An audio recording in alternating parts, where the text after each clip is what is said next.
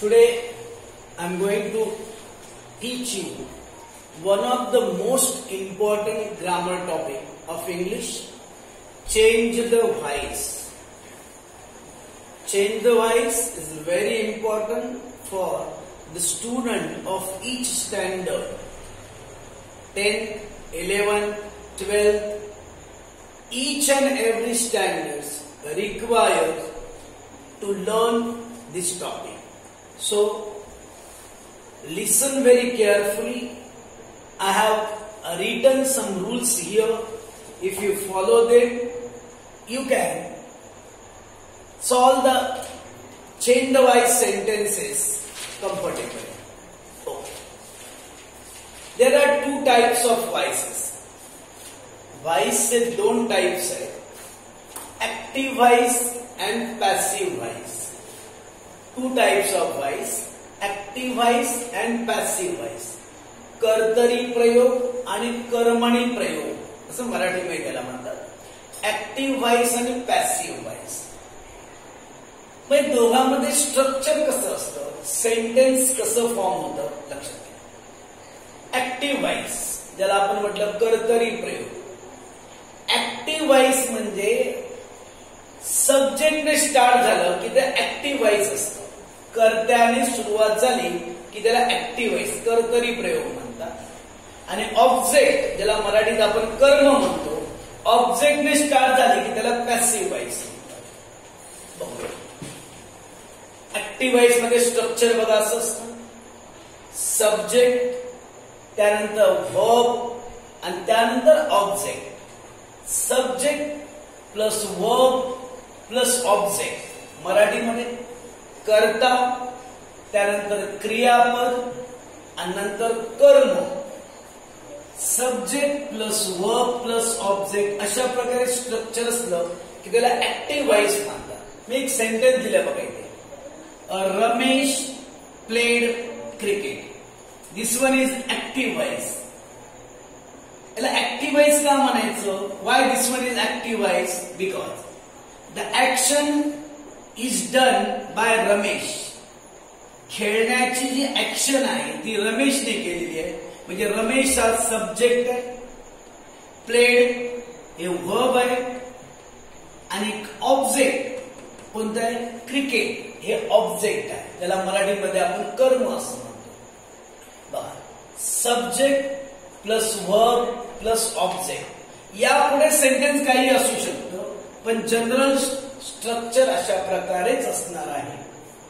Subject plus verb plus object is called active voice. मग passive voice मध्ये structure कसं असतं बघा. पॅसिव्ह वॉइस कर्मणी प्रयोग. ऑब्जेक्ट ज्याला मराठीत आपण कर्म म्हणतो. नंतर टू बी. टू बी जर आपल्याला माहित असतील, am, is, are, was, were, shall, will याला आपण टू बीज म्हणतो. To be. PP. PP means past participle. Past participle क्रियापदाचं तिसरं फॉर्म असतं. नंतर बाय आणि शेवटी येतो सब्जेक्ट म्हणजेच कर्ता. Object plus to be plus पीपी प्लस बाय प्लस सब्जेक्ट अशा प्रकारे स्ट्रक्चर असतं. त्याला म्हणतात पॅसिव्ह वॉइस. जेव्हा आपण यांची सेंटेन्स पाहणार आहोत त्यावेळी तुम्हाला रूल्स व्यवस्थित समजतील. बघूया. हे सेंटेन्स होतं बघा, Ramesh played cricket. Active voice मध्ये होतं. याच सेंटेन्सला आपण पॅसिव्ह वॉइस मध्ये केलेलं आहे. मग तुम्हाला सांगितलं हा होता सब्जेक्ट, हे होतं वर्ब आणि हे होतं ऑब्जेक्ट. आता स्ट्रक्चर पहिल्यांदा येणार ऑब्जेक्ट. कोणतं ऑब्जेक्ट आहे? क्रिकेट. त्यानंतर काय म्हटलंय? To be. आता इथे टू बी वॉज का यूज केलेलं आहे? Because here in this given sentence it is in past tense. बघा, सेंटेन्स पास्ट टेन्स मध्ये प्लेड. पास्ट टेन्स असल्यामुळे वॉज आलेला आहे. समजा प्रेझेंट टेन्स मध्ये असतं मग इथे ई झालं असतं. हे लक्षात घ्या. टू बी कोणती वापरायची हे आपल्याला इथे असणाऱ्या टेन्सवर डिपेंड असतं. जसं बघा, क्रिकेट वॉज. लक्षात वॉज का वापरलं? पास्ट टेन्स होता म्हणून वॉज वापरलं. इथे सिंग्युलर आहे बघा, क्रिकेट नो वॉज. समजा इथे प्लुरल असतं तर वॉज नाही आलं असतं, वर आलं असतं. ओके. टू बी नंतर पीपी पास्ट पार्टिसिपल. मला सांगा वर्बचं तिसरं फॉर्म प्लेड कसं येईल बघा, प्लेड. त्यानंतर काय म्हटलंय बाय आणि शेवटी येणार सब्जेक्ट. सब्जेक्ट कोणता होता, रमेश. बाय रमेश. बघा सेंटेन्स कसं आलं, cricket was played by Ramesh. बघा दोन सेंटेन्स मी तुम्हाला डिफरन्स करतो का. रमेश प्लेड क्रिकेट, याचं मराठीत मिनिंग काय होतो, रमेश क्रिकेट खेळतो. रमेश क्रिकेट खेळतो. रमेशने स्टार्ट झाली, आता क्रिकेटने स्टार्ट करा. क्रिकेट रमेश कडून खेळले जाते. बघा या सेंटेन्स, दोन्ही सेंटेन्स मिनिंग बघा. रमेश क्रिकेट खेळतो, याला आपण म्हणतो ऍक्टिव्ह वाईज. मग पॅसिव्ह वाईज मध्ये उलट स्ट्रक्चर होणार. पहिल्यांदा क्रिकेट येणार. क्रिकेट रमेश कडून खेळले जाते. बायचा अर्थ होतो कडून, म्हणून बघा क्रिकेट रमेश कडून खेळले जाते. Cricket was played by Ramesh. इथे एक लक्षात घ्या, समजा इथे सब्जेक्ट ही असेल तर इथे बघा हीच्या ऐवजी ही मिळणार. म्हणजे प्रोनाउन मध्ये कोणकोणते चेंजेस होतात इथे दिलेले. समजा एक सेंटेन्स असलं असतं, ही प्लेड क्रिकेट, मग सेंटेन्स काय आलं असतं, क्रिकेट वॉज प्लेड बाय. हीच्या ऐवजी काय आलं असतं, हिम आलं असतं. कोणकोणते चेंजेस होतात इथे दाखवले बघा. Change in pronounce. प्रोनाउन्स मध्ये कोणकोणते चेंज होतात बघा. आय असेल तर मी होणार, ही असेल तर हिम होणार, शी असेल तर हर होणार, वी असेल तर अस होणार, दे देम होणार, माय असेल तर हीच किंवा हर. जर जेंट्स असेल तर हीच, लेडीज असेल तर हर वापरावं लागणार.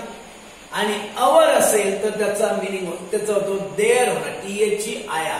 अवर म्हणजे आमचे, देअर म्हणजे त्यांचे. हे प्रोनाउन मध्ये चेंज होईल, लक्षात घ्या. समजा सेंटेन्स मध्ये इथे बघा, I played cricket. I played cricket, मग काय आलं असतं, cricket was played by.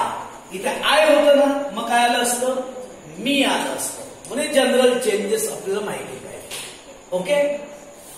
Now I am going to explain you how to make some kind of sentences. See here, imperative sentence, some rules. Imperative sentence जर असेल तर आपण vice कसा change करायचा. इम्पॅरेटिव्ह सेंटेन्स मराठीत त्याला म्हणतात आज्ञार्थी वाक्य. कमांडिंग म्हणजे ज्या सेंटेन्स मध्ये कमांड केलेली आहे. आणि एक लक्षात घ्या, इम्पॅरेटिव्ह सेंटेन्स ओळखायचं कसं. How can you understand the given sentence is इम्पॅरेटिव्ह sentence. The sentence which begins with verb is called imperative sentence. ज्या सेंटेन्सची स्टार्ट सुरुवात वर्बने झाली असेल, वर्ब म्हणजे क्रियापदाने झाली असेल तर त्याला म्हणतात आज्ञार्थी म्हणजेच इम्पॅरेटिव्ह सेंटेन्स. कळलं इम्पॅरेटिव्ह सेंटेन्स कसं ओळखायचंय. सेंटेन्सची बिगिनिंग वर्बने झाली की त्याला इम्पॅरेटिव्ह सेंटेन्स. आणि इम्पॅरेटिव्ह सेंटेन्सचा व्हाईस चेंज करताना रूल बघा अशा प्रकारे आहे. इम्पॅरेटिव्ह सेंटेन्स मध्ये व्हाईस चेंज करताना पहिल्यांदा लेट यूज करावं लागतं, नंतर ऑब्जेक्ट येतं, नंतर बीई बी येतं आणि लास्टला पीपी येतं, पास्ट पार्टिसिपल. इथे बाय येणार नाही बघा. रूल बघा, let plus object plus BEB, to be नाही आहे, बीईबी प्लस पीपी हा रूल आहे इम्पॅरेटिव्ह सेंटेन्स आहे. तुम्हाला कळायला पाहिजे म्हणजे इथे एक सेंटेन्स तात्पुरता दिलेला आहे. Save the trees. Save the trees, झाडे वाचवा. You can see here the sentence begins with save. This one is verb. बघा, सेव्ह हे व्हर्ब आहे, क्रियापद आहे. मग या सेंटेन्सचं व्हॉइस चेंज केल्यानंतर कसं सेंटेन्स आलं बघा. स्टार्टला काय सांगितलंय, लेट आलं. त्यानंतर काय पाहिजे, ऑब्जेक्ट. ऑब्जेक्ट आहे द ट्रीज बघा, लेट द ट्रीज. त्यानंतर काय सांगितलंय बी, आणि शेवटी काय पीपी, पास्ट पार्टिसिपल. सेव्ह हे वर्ब आहे, त्याचं पास्ट पार्टिसिपल येणार सेव्ड. म्हणून सेंटेन्स झालं let the trees be saved. बघा सोप्या प्रकारे असे रूल्स आहेत. रूल्स आपण जर व्यवस्थित फॉलो केलं तर चेंज द व्हॉइस हा टॉपिक आपल्याला अवघड वाटणार नाही. आणि इझी केव्हा वाटेल, when you practice it more and more time, then it is easy. Okay, next one. When there is perfect tense in the sentence, when there is perfect tense in sentence, what we have to do? How can you recognize that a given sentence is in perfect tense? The sentence in which have, has or had is used, it is perfect tense. बघा sentence मध्ये जर have, has, had असेल तर त्याला आपण म्हणतो perfect tense. मराठीमध्ये त्याला म्हणतात पूर्ण काळ, परफेक्ट टेन्स. मग परफेक्ट टेन्स असेल तर मग रूल कोणता आहे, फक्त एकच चेंज आहे. जसं इथे होतं बघा, object plus to be plus पीपी प्लस बाय प्लस सब्जेक्ट. फक्त इथे चेंज होणार.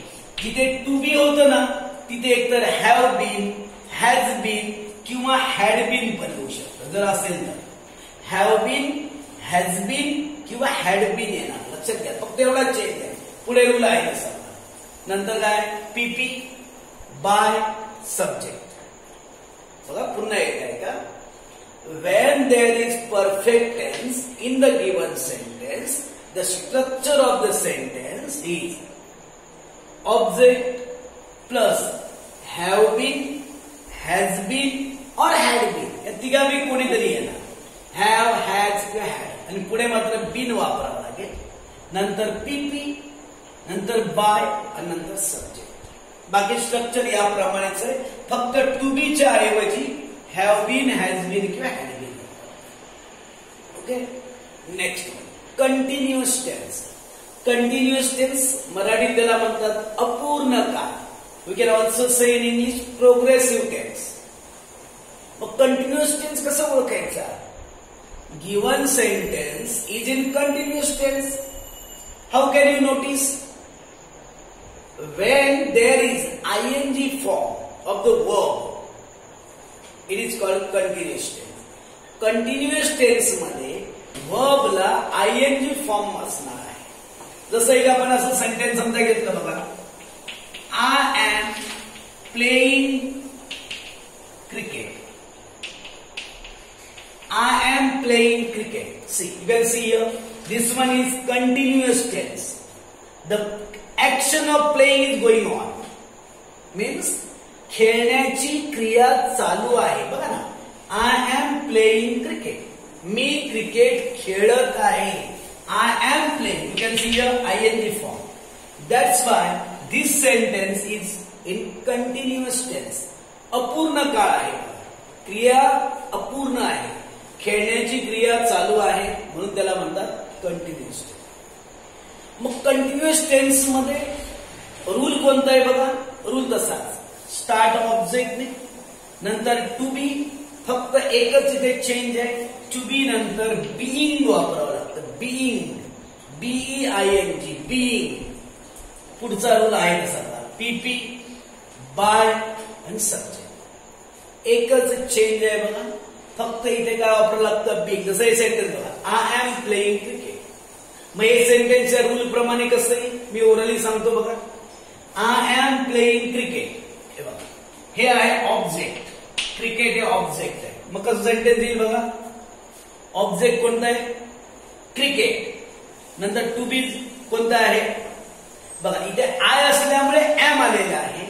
पण क्रिकेट असल्यावर काय येईल मला सांगा, प्रेझेंट टेन्स आहे ना, म्हणजे सेंटेन्स असेल बघा. लिहितो मी तरी पण, cricket is cricket is.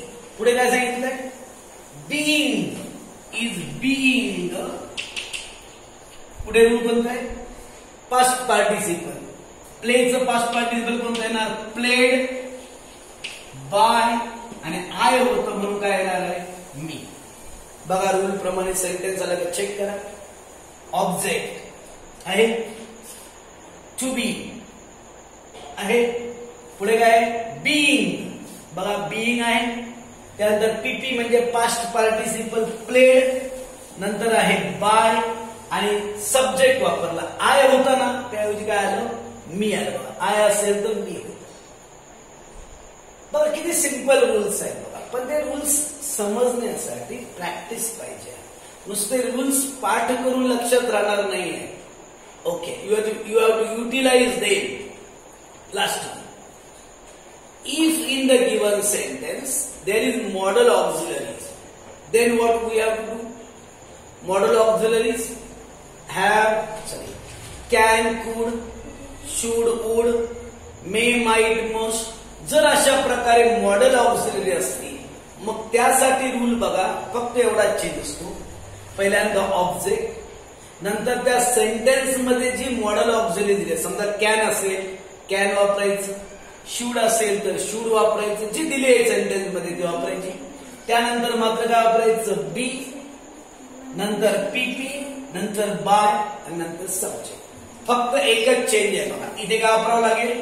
Can असेल तर कॅन बी, शूड असेल तर शूड बी, वुड असेल तर वुड बी. बाकी चेंज काहीच नाही बघा. हे रूल्स तुमच्या तिन्ही सेंटेन्स मध्ये लक्षात घ्या. इथे have been, has been, had been, इथे बीइंग वापरावं लागतं, इथे बी वापरावं लागतं. लक्षात घ्या.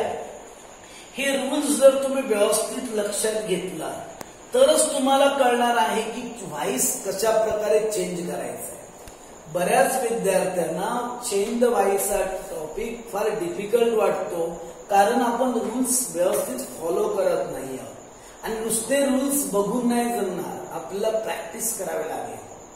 आपण यापुढे काही सेंटेन्सेस बघूया. ज्या सेंटेन्सेस मध्ये हे सगळे रूल्स याच्यामध्ये फॉलो केलेले आहेत. अशी काही सेंटेन्स बघूया म्हणजे तुम्हाला कळेल की एक्झॅक्टली व्हॉइस चेंज करताना कशा प्रकारे स्ट्रक्चर होत आहे. ओके.